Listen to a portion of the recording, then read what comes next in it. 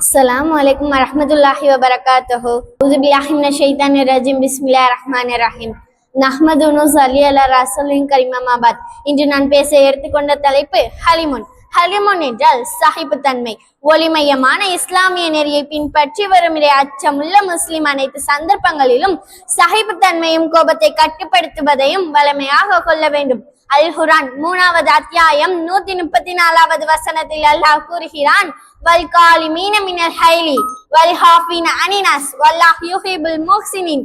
அவர்கள் கோபத்தை விழுங்கி விடுவார்கள், மனிதர்களின் குற்றங்களை மன்னித்து விடுவார்கள். அல்லாஹ் இத்தகைய நல்லோரை நேசிக்கிறான். இஸ்லாமிய கண்ணோட்டத்தில் வலிமையானவர் யாரெனில் தனது உடல் பலத்தால் மனிதர்களை தாக்கி வெற்றி கொள்பவர் அல்ல, மாறாக கோபத்தை அடக்கும் ஆற்றல் பெற்று நிதானத்தை கடைபிடிப்பவரே வலிமையானவர். நபி ஸல்லல்லாஹு அலைஹி வஸல்லம் அவர்கள் கூறினார்கள், வலிமை என்பது தாக்குவதை கொண்டல்ல, வலிமையானவர் யாரெனில் கோபம் ஏற்படும் சமயத்தில் தனது மனதை கட்டுப்படுத்துபவரே. கோபத்தின் போது தன்னை கட்டுப்படுத்திக் கொள்வது ஆண்மையின் அடையாளமாகும். கோபத்தை மிக தீவிரமாக வெளிப்பட்ட பிறகு தனித்துக் கொள்வது வீரமல்ல, மாறாக கோபம் ஏற்படும் போது மென்மையை கடைபிடிக்க வேண்டும்.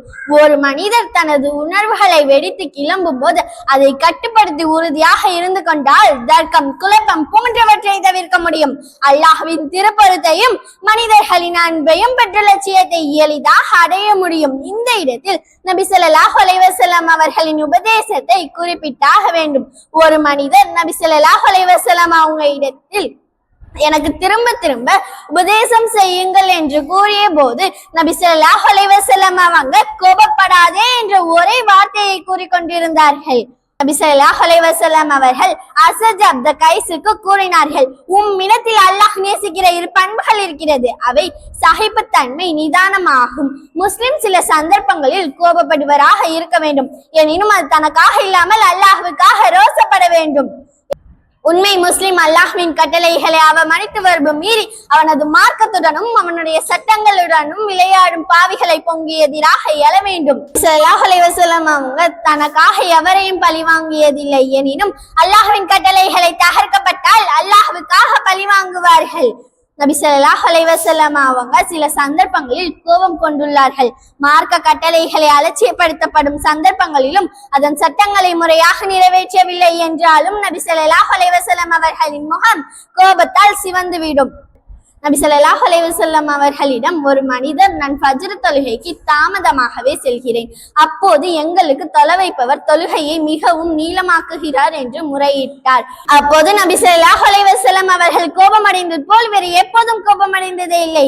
மேலும் கூறினார்கள், மனிதர்களே, நிச்சயமாக உங்களின் வெறுப்பை ஏற்படுத்தக்கூடியவர்கள் இருக்கிறார்கள். உங்களில் யார் மக்களுக்கு தொலை வைக்கிறாரோ அவர் தொழுகையை சுருக்கிக் கொள்ளட்டும், அவருக்கு பின்னால் பெரியவர்களும் சிறியவர்கள் தேவையுடையோரும் நிற்பார்கள். நபி ஸல்லல்லாஹு அலைஹி வஸல்லம் ஒரு முறை பிரயாணத்தில் இருந்து திரும்பி அன்னை ஆயிஷா ரலியல்லாஹு அன்ஹா அவர்களது வீட்டுக்கு வந்தபோது அவர்களது வீட்டில் உருவங்கள் உள்ள மெல்லிய திரையை கண்டார். உடனே நபி ஸல்லல்லாஹு அலைஹி வஸல்லம் அவர்களின் திருமுகம் சிவந்து விட்டது. அதை கிளி தெரிந்து விட்டு, ஆயிஷாவே, அல்லாஹ்விடம் மறுமை நாளில் மிகவும் கோபத்துக்குரியவர் யாரெனில் அல்லாஹ்வின் படைக்கு ஒப்பாக செய்பவர்களே என்று கூறினார்கள். மக்சூம் கிளையை சேர்ந்த ஒரு பெண் திருடினதற்காக நபி ஸல்லல்லாஹு அலைஹி வஸல்லம் அவருக்கு தண்டனையை உறுதிப்படுத்தினார்கள். அப்போது அந்த குமா இப்னு ஸைத் ரலியல்லாஹு அன்ஹு அவர்கள் நபி ஸல்லல்லாஹு அலைஹி வஸல்லம் அவங்களிடத்தில் அந்த பெண்ணுக்கு தண்டனையை உறுதிப்படுத்த வேண்டாம் என்று சிபாரிசு செய்தாங்க. அப்போது நபி ஸல்லல்லாஹு அலைஹி வஸல்லம் அவர்கள் கோபமாக, அல்லாஹ்வின் தண்டனையில் ஒரு தண்டனையை நீ சிபாரிசு செய்கிறார் என்று கூறிவிட்டு எழுந்து நின்று மக்களிடையே உரையாற்றினார்கள். உங்களில் முன்னிருந்த சமுதாயங்கள் அழிந்ததெல்லாம் பணக்காரர்கள் திருடினால் அதை விட்டு விடுவார்கள், அதை ஏழைகள் திருடினால் அவருக்கு தண்டனையை நிறைவேற்றுவார்கள்.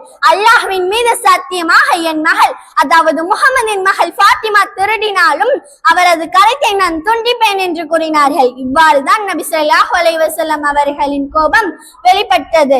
இது போன்ற சந்தர்ப்பங்களில் தான் இஸ்லாம் கோபத்தை அனுமதிக்கிறது. அதாவது கோபம் சுயநலனுக்காக அல்லாமல் அல்லாஹ்வுக்காக மட்டுமே இருக்க வேண்டும். ஆகவே அல்லாஹ்வின் நல்லடியார்களே, இனிமேல் நம்முடைய சுய தேவைக்காக மட்டும் கோபப்படாமல் அல்லாஹ்வுக்காக மட்டுமே பிறரிடம் கோபப்படக்கூடிய மனிதர்களாக வல்ல ரஹ்மான் நம் அனைவரையும் மாற்றுவானாக. ஆமீன் ஆமீன் ஆமீன் யா ரப்பில் ஆலமீன். அஸ்ஸலாமு அலைக்கும் வரஹ்மத்துல்லாஹி வபரகாத்துஹு. திருப்பாயிரம் ஆறுமுகம் செய்ய இஸ்லாத்தில் பெண்களுக்கு தனி சிறப்பு உண்டு. ஆஜியம்மா மூலம் அல்லாஹ் நமக்கு ஜம் தண்ணியை குடித்திருக்க அதை பற்றி தான் பேச முடியுது. ஆனா இப்ராஹிம் நபி கணையில் அல்லாஹ் செய்ய மனைவியை பாடினதை உடல் செய்ய அப்படின்னு பாரதி விட்டுட்டு வந்துட்டா.